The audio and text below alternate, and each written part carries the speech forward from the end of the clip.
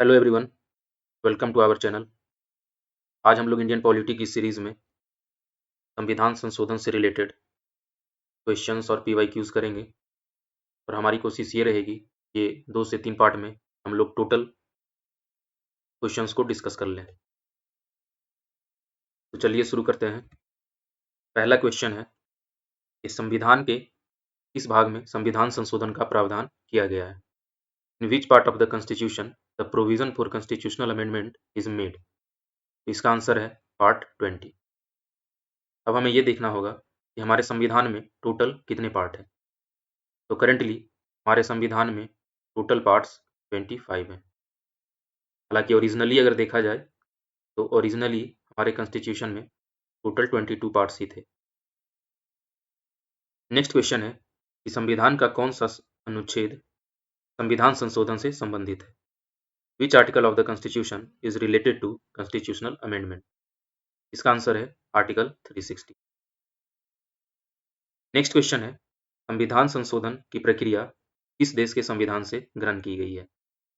The process of constitutional amendment has been adopted from the constitution of which country. का answer है South Africa से। यहाँ पे हम लोग एक और चीज़ डिस्कस कर लेते हैं कि फंडामेंटल राइट का जो कॉन्सेप्ट है, फंडामेंटल राइट का कॉन्सेप्ट हमारे संविधान में यूएसए से लिया गया है और फंडामेंटल ड्यूटी का जो कॉन्सेप्ट है वो हमारे संविधान में यूएसएसआर से लिया गया है।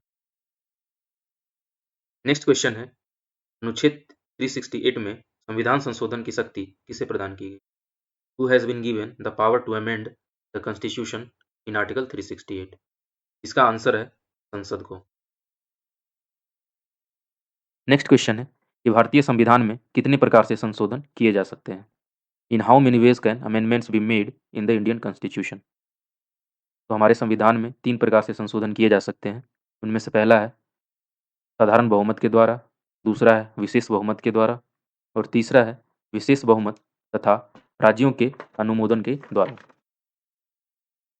नेक्स्ट क्वेश्चन है संविधान में अब तक कुल कितने संशोधन हो चुके हैं। How many amendments have been made in the constitution so far. तो इसका आंसर है 106। ये 106 जो अमेंडमेंट हुआ था ये सबसे लास्ट अमेंडमेंट था और ये 2023 में हुआ था। इसको हम लोग नारी शक्ति वंदन अधिनियम के नाम से भी जानते हैं। नारी शक्ति वंदन अधिनियम के नाम से भी जानते हैं। इसमें क्या प्रोविजंस किए गए थे, तो इसमें प्रोविजंस ये था कि 1/3 सीट्स जो थी इनको रिजर्व किया गया था वोमेन के लिए। ठीक है, और ये सीटें कहाँ पे रिजर्व करने की बात की गई थी, तो ये लोकसभा में की गई थी, विधानसभा जो स्टेट्स की होती है उनकी बात की गई थी और विधानसभा जो दिल्ली की है में बात की गई। नेक्स्ट क्वेश्चन है कि साधारण बहुमत से संविधान संशोधन का क्या तात्पर्य है। What is meant by simple majority to amend the constitution. तो इस साधारण बहुमत का मतलब ये है कि सदन में उपस्थित और मतदान करने वाले आधे से अधिक सदस्यों का बहुमत होना चाहिए। तो इसको हम लोग डिस्कस कर लेते हैं कि जो हमारी जो लोकसभा है उसमें अभी तो 543 सीट्स हैं टोटल। पहले हमारी लोकसभा में 545 सीट्स हुआ करती थी। तो ये जो 2 सीट्स थी ये एंग्लो इंडियन के लिए रिजर्व्ड थी, इनका नॉमिनेशन प्रेसिडेंट किया करते थे। इसको 104th अमेंडमेंट के थ्रू जो 2020 में आया था इसको अबोलिश कर दिया गया। ठीक है, तो हमारी लोकसभा में अभी 543 सीट्स ही हैं। तो अगर हम यहाँ पे ये डिस्कस करते हैं, अगर वैकेंट सीटों को हम देख लेंगे, लेट सपोज कि अगर वैकेंट जो सीटें हैं वो 5 है, जो एब्सेंट है जो लोग नहीं आए हैं संसद में उनकी संख्या 10 है और जिन लोगों ने बाइकआउट कर दिया है, इसका मतलब जिन्होंने वोटिंग वगैरह नहीं की है बाइकआउट कर दिया है, उनकी संख्या 10 है। तो टोटल ये 25 हो गया। अगर हम लोग यहाँ पे प्रेजेंट एंड वोटिंग सदस्यों की संख्या देखें कितनी है, तो 543 माइनस 25 अगर करते हैं हम तो 518 आता है। मतलब इतने लोग प्रेजेंट थे और इन्होंने वोट करा है। तो सिंपल मेजोरिटी से क्या मतलब है, सिंपल मेजोरिटी का मतलब है कि सदस्य में उपस्थित और मतदान करने वाले आधे से अधिक सदस्यों का बहुमत होना चाहिए। तो प्रेजेंट एंड वोटिंग 518 है, तो 518 डिवाइडेड बाई 2 अगर हम करते हैं तो 259 वोट्स आते हैं। यानी कि 259 प्लस अगर वोट्स हमारे पास हैं तो सिंपल मेजोरिटी से बिल पास हो जाएगा। नेक्स्ट क्वेश्चन की तरफ हम लोग मूव करते हैं। नेक्स्ट क्वेश्चन है कि किन विषयों पर संविधान में संशोधन के लिए साधारण बहुमत की आवश्यकता होती है। On which subjects a simple majority is required to amend the constitution. इसका आंसर है कि संघ में नए राज्यों का प्रवेश हो या उनकी स्थापना हो, तो इसके संदर्भ में साधारण बहुमत की आवश्यकता होगी। दूसरा है नागरिकता के अर्जन व समाप्ति से संबंधित प्रावधान। तीसरा है राज्यों में विधान परिषद का समापन करना हो या तो क्रिएशन करना हो या फिर सृजन करना हो, मतलब अगर लेजिस्लेटिव काउंसिल का को बनाना हो या समाप्त करना हो तो वैसे केस में हमें साधारण बहुमत की आवश्यकता होती है। नेक्स्ट क्वेश्चन है कि पहली, पांचवी, छठवीं तथा आठवीं अनुसूची में संशोधन करने के लिए संसद में किस प्रकार के बहुमत की आवश्यकता होती है? What type of majority is required in parliament to make amendments in the first, fifth, sixth and eighth schedule? तो इसके लिए हमें साधारण बहुमत की आवश्यकता होती है। अब यहाँ पे हम लोग ये डिस्कस कर लेते हैं कि फर्स्ट शेड्यूल जो है उसमें क्या मेंशन किया हुआ है। तो फर्स्ट शेड्यूल में नेम और बाउंड्रीज का मेंशन किया हुआ है हमारे स्टेट्स का, name and boundaries of states and UTs. ठीक है। दूसरा जो शेड्यूल है हमारा शेड्यूल 5, इसमें क्या डिस्कस किया हुआ है? तो फिफ्थ जो शेड्यूल है इसमें डिस्कस किया हुआ है कि administration and control of scheduled area and scheduled tribe in states. ठीक है। स्टेट्स में जो शेड्यूल्ड एरिया है और शेड्यूल्ड ट्राइब है उनके एडमिनिस्ट्रेशन और कंट्रोल को डिस्कस किया गया है। लेकिन इसमें एक बात ध्यान रखनी ये है, इसमें एक्सेप्शन है, आसाम नहीं है, मेघालय नहीं है, त्रिपुरा नहीं है एंड मिजोरम नहीं है। ठीक है। जो नेक्स्ट शेड्यूल है हमारा सिक्स्थ शेड्यूल जो है, सिक्स्थ शेड्यूल में ये आसाम, त्रिपुरा, मेघालय, मिजोरम, इन चार जो स्टेट्स हैं, इन चारों स्टेट्स में administration and control of tribal area की बात की गई है। ठीक है। नेक्स्ट शेड्यूल है हमारा एट्थ शेड्यूल। तो एट्थ शेड्यूल में क्या डिस्कस किया हुआ है? एट्थ शेड्यूल में ऑफिशियल लैंग्वेज का डिस्कशन किया हुआ है। लिस्ट ऑफ ऑफिशियल लैंग्वेज है जो भारत की राजकीय भाषा है, ऑफिशियल लैंग्वेज जो है उनके लिस्ट को दिया गया है। और इस लिस्ट में टोटल कितने लैंग्वेज हैं? तो इनके इस लिस्ट में टोटल 22 लैंग्वेज है। नेक्स्ट क्वेश्चन है कि अनुच्छेद 368 में अब तक कितनी बार संशोधन हो चुका है? How many times has been article 368 amended so far? ये 3 बार इसमें संशोधन हो चुका है। पहला संशोधन जो था 7वां संविधान संशोधन था, 1956 में हुआ था। इसको हम लोग स्टेट रीऑर्गेनाइजेशन के नाम से भी जानते हैं। इसमें राज्यों का पुनर्गठन किया गया था। ठीक है। पहले जो राज्य हुआ करते थे उनको 4 भाग में क्लासिफाइड किया गया था। Class A state, class B state, class C और क्लास डी स्टेट। तो इनको एबोलिश कर दिया गया 7th कॉन्स्टिट्यूशनल अमेंडमेंट के द्वारा, और राज्यों का वर्गीकरण फिर से दोबारा किया गया और इनको 14 स्टेट्स एंड 6 यूटीज में डिवाइड किया गया था। नेक्स्ट जो संविधान संशोधन है 24वां संविधान संशोधन है जो 1971 में हुआ था। इसमें ये पार्लियामेंट को पावर दी गई कि फंडामेंटल राइट को भी अमेंड किया जा सकता है। Fundamental right can be amended. ठीक है। ये पार्लियामेंट को पावर दी गई। नेक्स्ट जो संशोधन हुआ वो 42वां संविधान संशोधन था जो 1976 में हुआ। इसको सारे लोग जानते हैं मिनी कॉन्स्टिट्यूशन के नाम से। इसको मिनी कॉन्स्टिट्यूशन कहा जाता है क्योंकि इसमें काफ़ी सारी चीज़ें अमेंड की गई थी कॉन्स्टिट्यूशन की। नेक्स्ट क्वेश्चन है हमारा, विशेष बहुमत द्वारा संविधान संशोधन की प्रक्रिया किस अनुच्छेद में दी गई है? In which article is the process of amending the constitution by special majority given? तो ये आर्टिकल है आर्टिकल 368। नेक्स्ट क्वेश्चन है कि विशेष बहुमत से क्या तात्पर्य है? What is meant bye special majority? तो स्पेशल मेजोरिटी से क्या मतलब है? तो इसका मतलब ये है कि सदन के कुल सदस्यों का बहुमत होना चाहिए, पहली बात। और दूसरी बात ये है कि प्रत्येक सदन के उपस्थित और मतदान करने वाले सदस्यों के 2/3 का बहुमत होना चाहिए। चलिए यहाँ पे हम लोग थोड़ा डिस्कस कर लेते हैं। हमारी लोकसभा में टोटल 543 सीट्स हैं। हमने 25 को उसमें वैकेंट, एब्सेंट और बाइकआउट में माइनस कर दिया था, जैसा कि आपने पहले भी देखा होगा। ये 25 हमने माइनस किया तो प्रेजेंट एंड वोटिंग हमारे पास कितनी बच गई? 518। ठीक है। तो पहला जो कंडीशन इसमें है स्पेशल मेजोरिटी के लिए वो है कि सदन के कुल सदस्यों का बहुमत होना चाहिए। तो सदन में कुल सदस्य 543 हैं। तो अगर पहले कंडीशन की बात की जाए तो 543 डिवाइडेड बाई 2 अगर हम करते हैं तो ये आता है 272, 272 प्लस। ठीक है, इतने वोट्स। और दूसरा कंडीशन है कि प्रत्येक सदन के उपस्थित और मतदान करने वाले सदस्यों के 2/3 का बहुमत होना चाहिए। मतलब प्रेजेंट एंड वोटिंग 518 है तो इसका 2/3 हमें देखना है, 2/3 का बहुमत होना चाहिए। तो अगर हम इसमें ये देखते हैं तो ये 346 प्लस वोट्स आते हैं।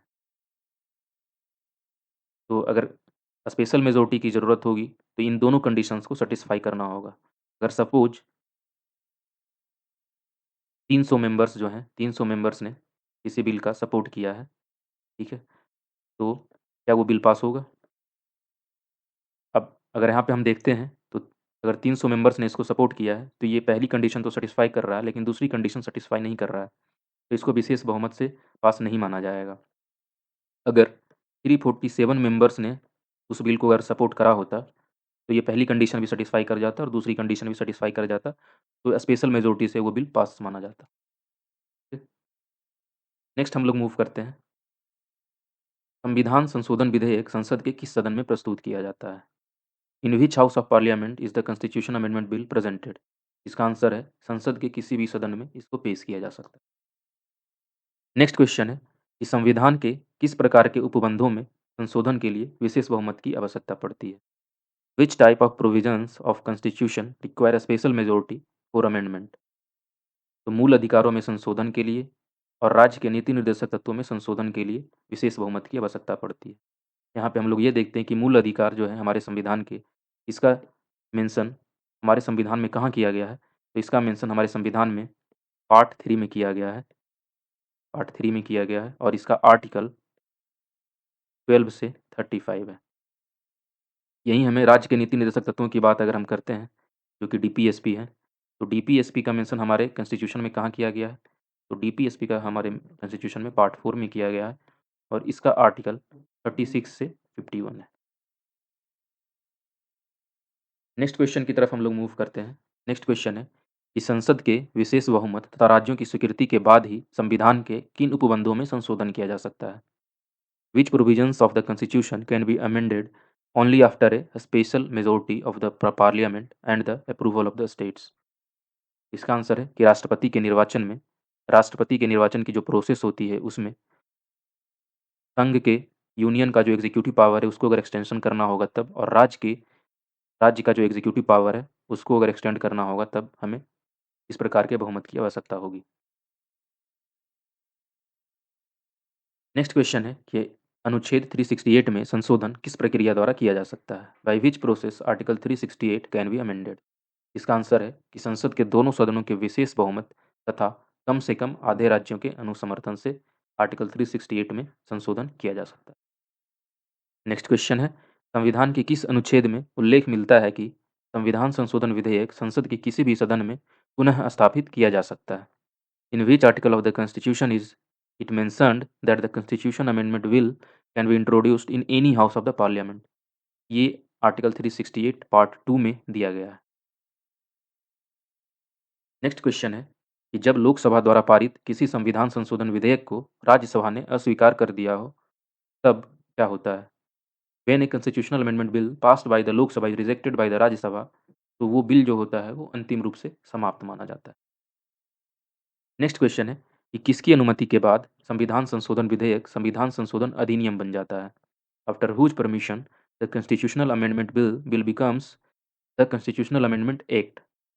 इसका आंसर है कि राष्ट्रपति की अनुमति के पश्चात। नेक्स्ट क्वेश्चन है कि किस विधेयक पर संविधान में संयुक्त अधिवेशन बुलाने की व्यवस्था नहीं की गई है? On which bill there is no provision for calling a joint session in the constitution? इसका आंसर है कि संविधान संशोधन विधेयक पे ज्वाइंट सेशन नहीं बुलाया जाता है। अगर हम ज्वाइंट सेशन की बात करते हैं तो ज्वाइंट सेशन का प्रावधान संविधान के किस अनुच्छेद में किया गया है? तो ये आर्टिकल 108 में किया गया है। नेक्स्ट क्वेश्चन है कि सर्वाधिक संविधान संशोधन किस प्रधानमंत्री के शासनकाल में हुए थे? During the rain of which prime minister most constitutional amendment were made? इसका आंसर है कि श्रीमती इंदिरा गांधी के शासनकाल में। और इंदिरा गांधी के शासनकाल में टोटल कितने अमेंडमेंट्स हुए थे? तो इनके शासनकाल में टोटल 31 अमेंडमेंट्स किए गए थे, जो कि मैक्सिमम है अभी तक। नेक्स्ट क्वेश्चन है कि भविष्यलक्षी विनिर्णय के सिद्धांत का प्रतिपादन सर्वोच्च न्यायालय ने किस वाद में किया था? In which case was the supreme court propounded the principle of prospective determination? इसका आंसर है Golaknath versus state of Punjab का जो केस था उसमें प्रोस्पेक्टिव डिटर्मिनेशन का प्रिंसिपल ये दिया गया था। इसमें ये बताया गया था कि किसी विशेष मामले में जो लिया गया निर्णय है वो केवल भविष्य में ही लागू होगा, किसी पिछले निर्णय पे इसका पूर्वव्यापी प्रभाव नहीं पड़ेगा। ठीक है। नेक्स्ट क्वेश्चन है कि आधारभूत ढांचे का सिद्धांत सर्वोच्च न्यायालय ने किस वाद में प्रतिपादित किया? In which case was the principle of basic structure propounded by the supreme court? ये केस था फेमस केस केशवानंद भारती बनाम केरल राज्य 1973। इसमें ये बताया गया था कि कॉन्स्टिट्यूशन को अमेंड किया जा सकता है, लेकिन बेसिक स्ट्रक्चर ऑफ कॉन्स्टिट्यूशन का ध्यान रखना होगा। नेक्स्ट क्वेश्चन है केशवानंद भारती बनाम केरल राज्य वाद में गठित पीठ में न्यायाधीशों की संख्या कितनी थी? तो इसका आंसर है what was the number of जजेस in the bench constituted in the case Kesavananda Bharati versus the state of Kerala? इसका आंसर है 13, और इसका फैसला जो आया था वो 7/6 में आया था। केशवानंद भारती केस में गठित पीठ की अध्यक्षता किस न्यायाधीश ने की थी? विच जज decided over the bench constituted in the Kesavananda Bharati case? ये जस्टिस SM सीकरी के नेतृत्व में। नेक्स्ट क्वेश्चन है कि किस वाद में सर्वोच्च न्यायालय ने सर्वप्रथम संसद की संविधान संशोधन की शक्ति को सीमित किया था? In which case did the supreme court first limit the power of parliament to amend the constitution? ये केस था Golaknath versus state of Punjab 1967। Next question है कि प्रथम संविधान संशोधन कब हुआ था? When was the first constitutional amendment made? इसका आंसर है 1951। फर्स्ट अमेंडमेंट 1951 में हुआ था, और इसके थ्रू 9th शेड्यूल को ऐड किया गया था हमारे कॉन्स्टिट्यूशन में। ठीक है, और इसमें 2 आर्टिकल को भी ऐड किया गया था हमारे कॉन्स्टिट्यूशन में। एक आर्टिकल था 31A और एक आर्टिकल था 31B। ये दोनों आर्टिकल जो थे संपत्ति अधिग्रहण और कृषि सुधारों सुधारों से संबंधित थे। नेक्स्ट क्वेश्चन है इस संविधान संशोधन के माध्यम से संविधान में 9वीं अनुसूची जोड़ी गई थी? तो ये अभी हमने पिछली स्लाइड में डिस्कस करा था। इसका आंसर है प्रथम संविधान संशोधन 1951। नेक्स्ट क्वेश्चन है प्रथम संविधान संशोधन द्वारा संविधान में कौन से 2 नए अनुच्छेद जोड़े गए थे? Which 2 new articles were added to the constitution by the first constitutional amendment? ये आर्टिकल थे आर्टिकल 31A और आर्टिकल 31B। नेक्स्ट क्वेश्चन है कि कौन सा संविधान संशोधन कृषि व कृषि भूमि संबंधी सुधारों के संरक्षण से संबंधित है? Which constitutional amendment is related to the protection of agriculture and agricultural land related reforms? तो इसका आंसर है प्रथम संविधान संशोधन जो कि 1951 में किया गया था। ये संविधान संशोधन कृषि सुधारों से संबंधित था, और इसमें 9वीं अनुसूची जोड़ी गई थी, और अनुच्छेद 31 क और 31 ख दोनों इसमें जोड़े गए थे। नेक्स्ट क्वेश्चन है कि राज्य पुनर्गठन अधिनियम 1955 को कार्यान्वित करने के लिए कौन सा संविधान संशोधन पारित किया गया था? Which constitutional amendment was passed to implement the State Reorganization Act 1955? इसका आंसर है 7th कॉन्स्टिट्यूशनल अमेंडमेंट जो कि 1955 में किया गया था। नेक्स्ट क्वेश्चन है कि 2 या 2 से अधिक राज्यों के लिए एक उच्च न्यायालय का उपबंध किस संविधान संशोधन के तहत किया गया? Under which constitutional amendment a high court has been provided for 2 और मोर स्टेट्स? इसका आंसर है 7th constitutional amendment. Next question है कि किस संविधान संशोधन के माध्यम से क, ख, ग और घ श्रेणियों के राज्यों का वर्गीकरण समाप्त कर पूरे भारत में 14 राज्यों व 6 संघ राज्य क्षेत्रों में विभाजित कर दिया गया था? Through which constitutional amendment the classification of A, B, C and D categories of a state but was is abolished and the whole of the India was divided into 14 states and 6 union territories? इसको हमने पहले भी discuss कर लिया है। ये 7th constitutional amendment के through किया गया था जो कि 1955 में हुआ था। नेक्स्ट क्वेश्चन है कि बेरूबारी व खुलना क्षेत्र को इस संविधान संशोधन द्वारा पाकिस्तान को सौंपा गया था?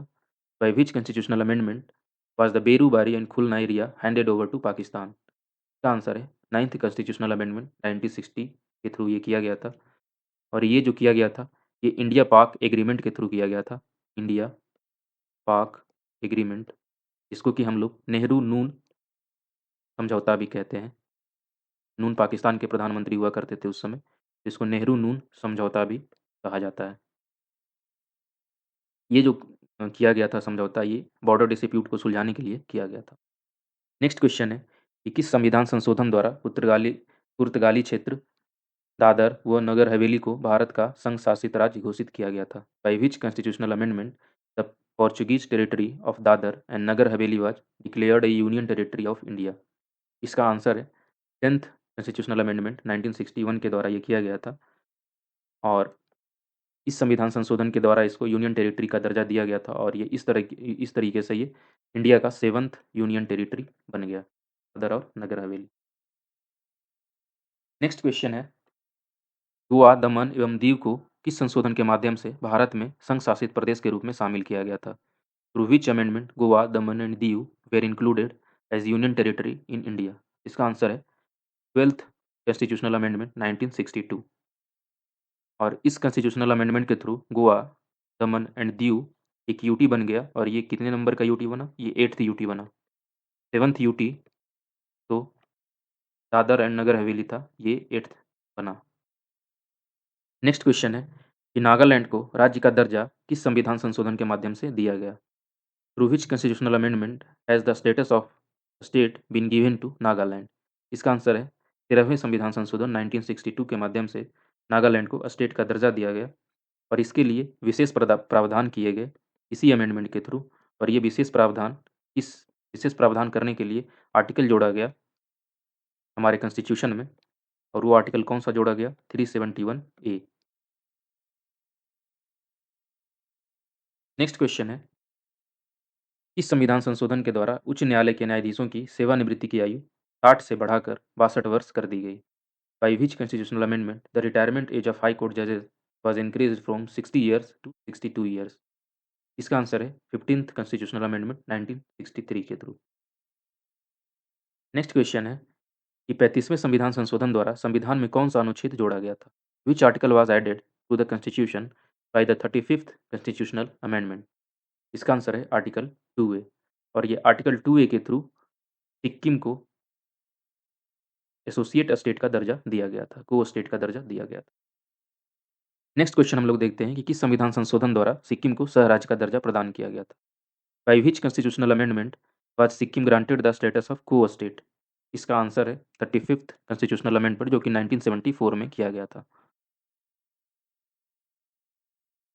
नेक्स्ट क्वेश्चन है, सिक्किम को पूर्ण राज्य का दर्जा किस संविधान संशोधन के माध्यम से प्रदान किया गया था? Through which constitutional amendment has the status of a full state been granted to Sikkim? तो ये 36th कॉन्स्टिट्यूशनल अमेंडमेंट 1975 के माध्यम से इसको दिया गया था, इसको फुल स्टेट का दर्जा दिया गया और इसी अमेंडमेंट के through minimum number of legislate minimum number of members in legislative assembly of Sikkim decide किया गया कितना होगा? तो ये यहाँ पे डिसाइड किया कि मिनिमम 32 मेंबर्स होने चाहिए लेजिस्लेटिव असेंबली सिक्किम में, ठीक है। अदर स्टेट्स के लिए संख्या 60 है लेकिन ये सिक्किम के लिए स्पेशल प्रोविज़न किया गया इसी संविधान संशोधन के तहत और इसकी संख्या फिक्स रखी गई 32। नेक्स्ट क्वेश्चन है, इस संविधान संशोधन द्वारा संविधान में 10 मौलिक कर्तव्यों का समावेश किया गया था। By which constitutional amendment were 10 fundamental duties included in the constitution? तो इसका आंसर है 42nd कॉन्स्टिट्यूशनल अमेंडमेंट के द्वारा 10 मौलिक कर्तव्यों का समावेश किया गया। अगर मौलिक कर्तव्यों की बात की जाए, मेंशन है हमारे संविधान में, ये पार्ट 4A में है और आर्टिकल 51A में इसको मेंशन किया गया है, ठीक है। और ये किसकी रिकमेंडेशन पर, कौन सी कमेटी के रिकमेंडेशन पे इसको ऐड किया गया था? तो ये थी सरदार स्वर्ण सिंह कमेटी। हालाँकि सरदार स्वर्ण सिंह कमेटी ने 8 फंडामेंटल ड्यूटी को प्रपोज़ किया था लेकिन फाइनल लिस्ट जो हमारे पास आई थी उसमें 10 मौलिक कर्तव्यों का समावेश किया गया था। अभी हमारे पास टोटल कितने मौलिक कर्तव्य हैं? तो अभी हमारे पास टोटल मौलिक कर्तव्य जो हैं वो टोटल 11 हैं। एक जो है ऐड किया गया है वो कौन से संविधान संशोधन के तहत ऐड किया गया है? तो ये 86th अमेंडमेंट 2002 के थ्रू एक हम ये जो है ये ऐड किया गया है। नेक्स्ट क्वेश्चन है, अनुच्छेद 74 में 42वें संविधान संशोधन द्वारा क्या प्रावधान किया गया? What provision has been made by the 42nd constitutional amendment in article 74? तो इसमें ये प्रावधान किया गया कि राष्ट्रपति मंत्रिपरिषद की सलाह मानने के लिए बाध्य होगा, ठीक है। आर्टिकल 74 क्या कहता है? आर्टिकल 74 ये कहता है कि राष्ट्रपति को एड एंड एडवाइस देने के लिए एक काउंसिल ऑफ मिनिस्टर्स होगी, ठीक है, काउंसिल ऑफ मिनिस्टर होगी, मतलब मंत्रिपरिषद जिसको हम लोग बोलते हैं, वो मंत्रिपरिषद होगी, ठीक है।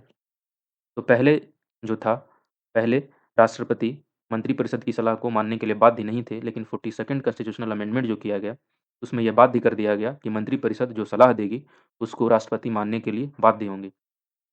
ये इंदिरा गांधी के शासनकाल में किया गया था और इसके जस्ट बाद जब मोरारजी देसाई की सरकार आई, जनता पार्टी जिसको बोलते हैं, उसकी सरकार आई, तो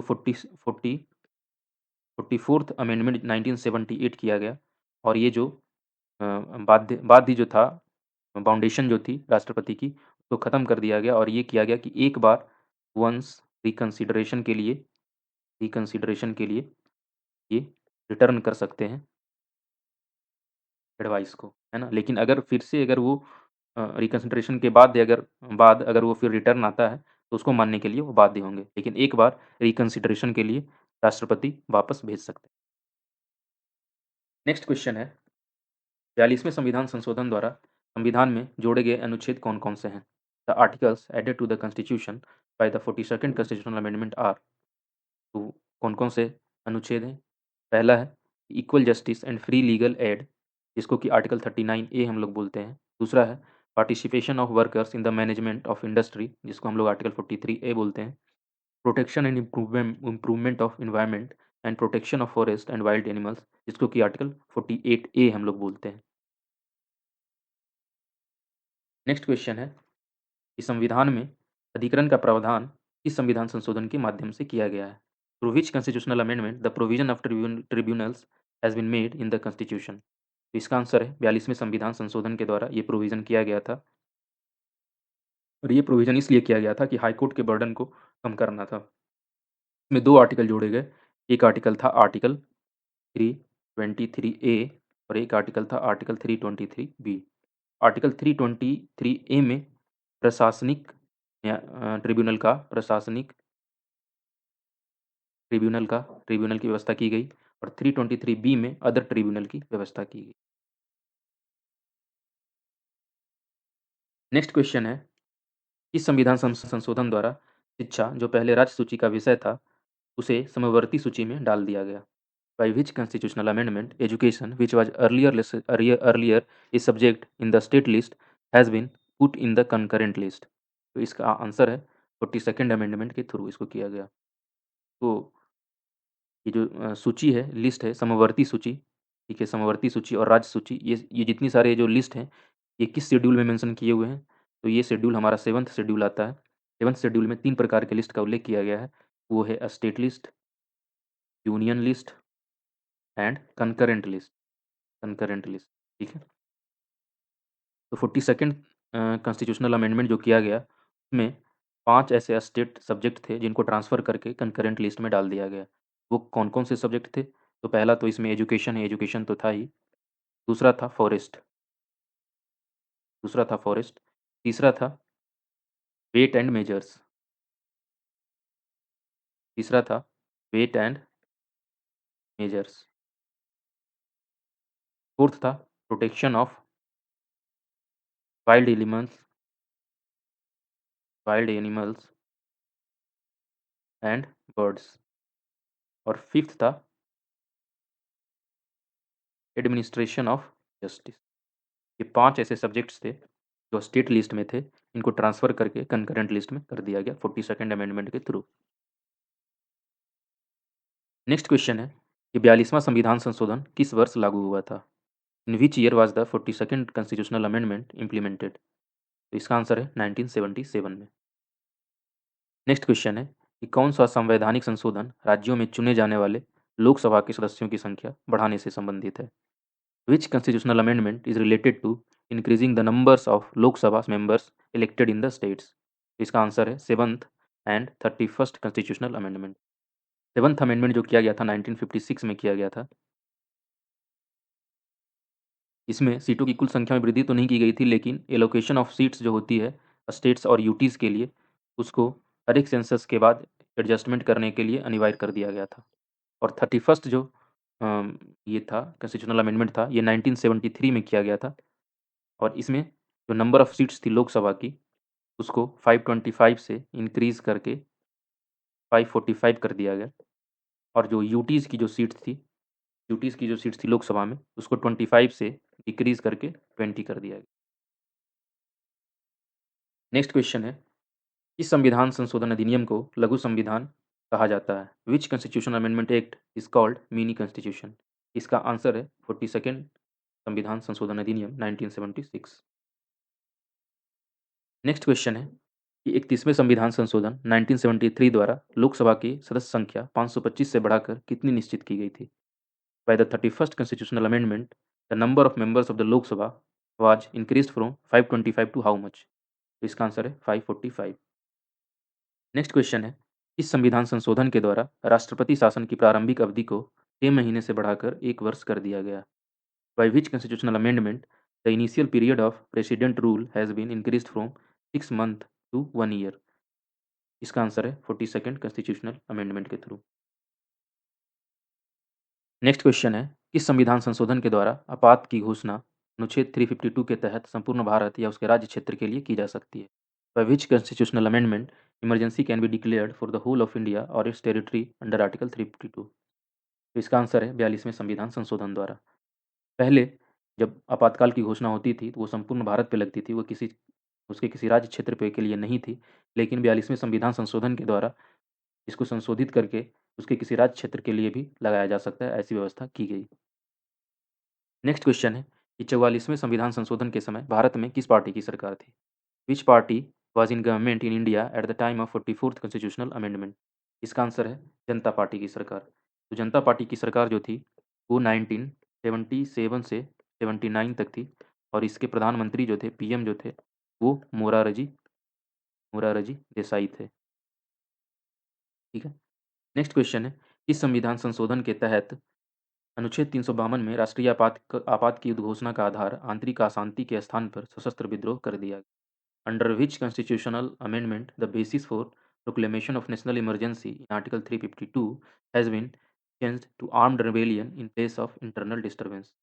आंसर है 44th कॉन्स्टिट्यूशनल अमेंडमेंट जो कि 1978 में किया गया। तो आर्टिकल 352 में उन ग्राउंड्स का जिक्र किया गया है जिन ग्राउंड्स के आधार पे नेशनल इमरजेंसी लगाई जा सकती है। तो इन ग्राउंड्स में से पहला ग्राउंड्स था वार, युद्ध। दूसरा ग्राउंड है एक्सटर्नल एग्रेशन मतलब बाह्य आक्रमण। और तीसरा जो था वो था इंटरनल डिस्टर्बेंस। ये पहले था इंटरनल डिस्टर्बेंस मतलब आंतरिक अशांति। इसको 44th अमेंडमेंट जो 1978 में हुआ, इस वर्ड को चेंज करके इसकी जगह पे आर्म्ड रिबेलियन दिया गया। आर्म्ड रिबेलियन मतलब सशस्त्र विद्रोह कर दिया। नेक्स्ट क्वेश्चन की तरफ चलते हैं। नेक्स्ट क्वेश्चन है कि संपत्ति के अधिकार को मूल अधिकारों की सूची से किस संविधान संशोधन द्वारा हटाया गया है? By which constitutional amendment has the right to property has been removed from the list of fundamental rights? Answer है 44वें संविधान संशोधन द्वारा संपत्ति के अधिकार को हटा दिया गया और इसको एक लीगल राइट का दर्जा दे दिया गया। नेक्स्ट क्वेश्चन है कि संपत्ति का अधिकार वर्तमान में संविधान के किस अनुच्छेद में अवस्थित है? In which article of the constitution is the right to property currently located? Answer है आर्टिकल 300 ए में। अनुच्छेद 300 क के तहत संपत्ति के अधिकार को कौन सा अधिकार प्रदान किया गया है? Which right has been provided to the right to property under article 300 A? तो इसको लीगल राइट का दर्जा दिया गया है। तो वीडियो को अंत तक देखने के लिए बहुत बहुत धन्यवाद। आगे इसी तरह की वीडियो देखने के लिए हमारे चैनल को लाइक करें और सब्सक्राइब करें और ज़्यादा से ज़्यादा लोगों तक शेयर करें। Thank you once again.